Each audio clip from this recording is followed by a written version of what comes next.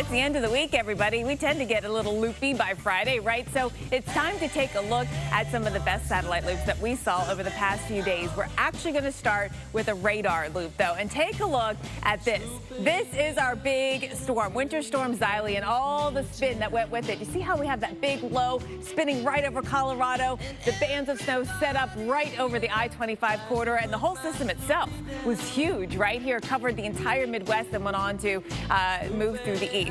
All right, let me back up a second. I missed one here. This I wanted to show you, though, is a piece of that big system that we saw with Winter Storm Xylee. Is we had some very strong winds bringing dust from Mexico into western Texas, and you can see that getting picked up here on the satellite. Isn't it amazing that, you know, so far away in space you can see dust?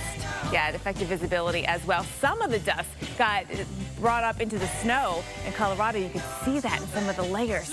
Now, we take you into what's happening right now. This upper level low that is sitting over the Carolinas. Oh, we got another spin force right here. This is why it is so rainy and cold and raw and everything else here. And this is going to drive our forecast for not just today, but Steph, this plays an influence once it heads off the coast as well. It's exhausting. I'm seriously worn out. A lot more to come this morning on AMHQ. We are still about 2.5 months away from the start of hurricane season, but this year already looks to be different than any other. The changes in the naming process coming up. But first, it is time for today's weather extremes. The hot spot, El Centro, California, 88 degrees.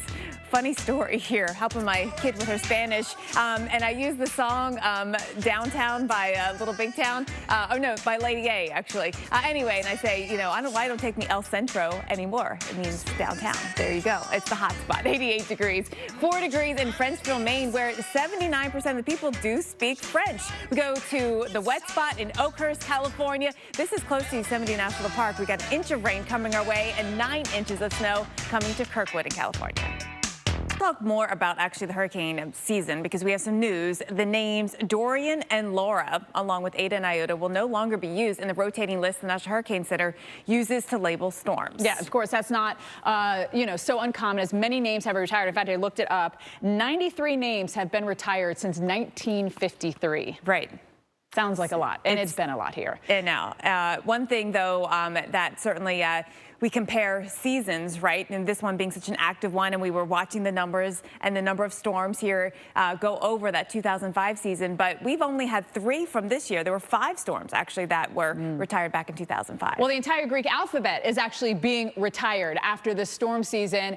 And there's a couple unique reasons for that move. And I've got to say, one of the big ones is it was a little confusing for some people from what we understand. Yeah, and so these are the names that's going to be used now because we retired Eta and retired Iota, and it's like, well, then what do you do next, right, if you need to go to that list again? So now the National Hurricane Center is actually using a unique list of names that you would go to after if you go through the entire prescribed list. Right. So let's start off with, this is the supplemental season that will be used instead of the Greek letters. This is not your main list of names that will be going through. This will be used in replacement of those Greek names. Right.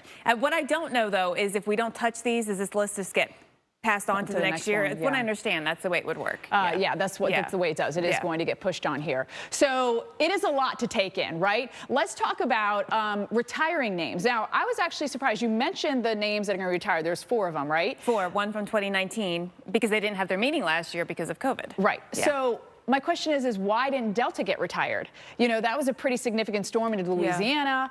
Lake Charles got hit by that, and where I was in Jennings, they got hit pretty hard by that one. I think most of the time it's when there's a lot of fatalities, and you look at Iota and Eta, those were the deadliest hurricanes that we had last year, and I think that's why that made the list. And Laura being the strongest, you know, tied for the strongest ever on record, hit Louisiana. And one of the other things that they discussed was maybe having an earlier start to the season. And, you know, frankly, I don't think that matters one way or another to someone if it's June 1st, if it's May 15th. All people really care about is a hurricane going to hit me? They don't care if it happens in May, June, or in January, for that matter. I think it helps focus people's attention, right, when we have this hurricane season. And if you started too early, people get tired, right? They get tired of thinking about it and worrying about it and preparing about it. So I think, you know, where we're at right now works pretty good. That it does. All right, Jordan, what do you say we head out the door now? Yeah, let's go ahead and get an out the door forecast, ladies and gentlemen. Of course, we can go ahead and take a look.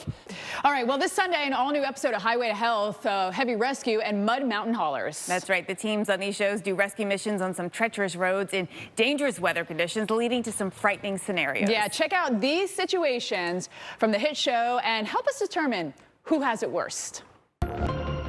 So who do you think has it worse? The icy collision, the mega fire truck, or the treacherous teamwork? It all seems awful to me. I know. I don't think I could do any of that stuff. Thinking the fire truck, but that was my original thought, too, because Yeah. the fire being involved But with of course, it. when you see each of them, you're like, oh, this is the worst, Yeah, right? exactly. All right, well, we want to know what you think. Go to our Facebook page. You can weigh in. We want to hear from you. Yes, and don't forget to see how these situations play out starting Sunday night at 8 right here on the Weather Channel. Jordan? All right, you guys. Here, by the way, waking up on a Friday, you are mostly there, right? Let's get you through today. We've got just an upper level low and a couple of showers, but a little chilly in the south, as Steph talked about. The Macon Cherry Blossom Festival kicks off this weekend. They've got great cherry trees down here, lots of sunshine all weekend long. It's the end of the week. We all tend to get a little loopy by Friday, right? So it's our time to take a look at some of the best satellite loops that we saw over the past few days.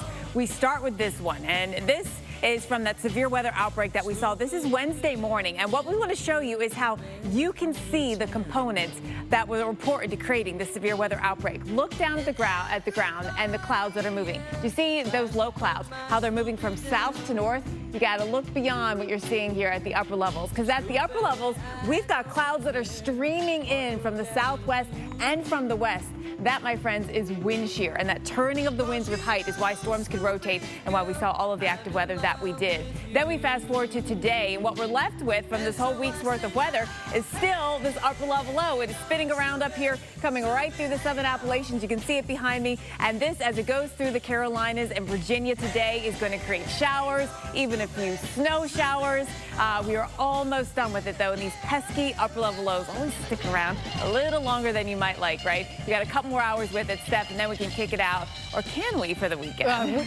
Yes, we can. Well, this week, the World Meteorological Organization Committee has retired 4 storm names. Now, because of COVID, they have to go back and look at 2019, too. So they've retired Dorian from 2019. And then for 2020, we've got Laura, Ada, and Iota will no longer be used in the rotating list for Atlantic storms. Yes, but that's not the only change that the group made. And we want to talk about what that means for you with this upcoming hurricane season. So the first question we want to ask is it the right decision that they retired those names that we just mentioned? We want to start you off here with Dorian. Dorian, if you remember, was a Cat 5, and it just sat over the Bahamas for days and days. This is Florida over by Jen, and everyone in Florida was on alert for this. Yeah. It did take a turn, though, away from the coast. It did, but the concern was that it would make a turn towards the Florida coast, but also just the destruction that it caused in the Bahamas and the amount of time that it just sat there and really not really decreasing in intensity was unbelievable. So this should have definitely been retired. And we also agree that Laura should have been retired,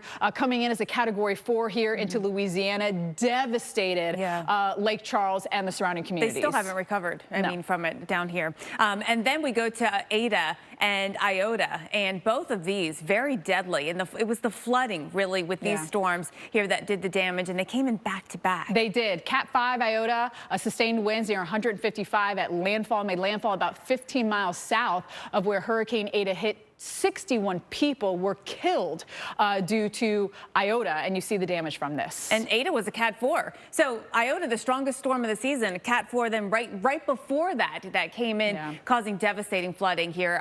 And so, yes, those 2 names retired for sure. Yeah, and we can show you the tracks because those were affecting Central America. And these are the tracks for the 2005 hurricane season. Okay, now we're going back to it real quick. They kind of skipped over it. These are the 2 tracks just to show you how close they were at landfall. Really, I mean, to think about that. 2 big storms back to back. Now, there's a lot of comparisons to 2005 with the 2020 season. There were 30 named storms in 2020. There were 18 in 2005, but there were more storms retired in 2005. A lot bigger storms and more intense storms in 2005. That's why more names were retired. Now, we got into the Greek alphabet for the first time in 2005, and we got into the Greek alphabet even deeper during the 2020 season. So we can show you all the names that we checked off, getting all the way through Iota. And now there's actually going to be a huge change with this. A big change. Did you find this confusing? Well, the WMO and the National Hurricane Center were worried that it was confusing. So no no longer will we use the Greek list here. And instead, there's going to be a supplemental list that will be used if you get through all of the names of the designated hurricane list. So these are the names for the 2020 season. And then here are the supplemental names for the 2020 season. And essentially, they're using, A through W like they are. So we have two different lists, Jen, but they look very similar. They do. Right. And so I think this will have less confusion. You won't wonder, is it eta, theta? They all sort of rhymed. It did make it difficult, I think. And this in terms of retiring also will make that less confusing. All right, Jordan, let's get folks out the door. Let's do it.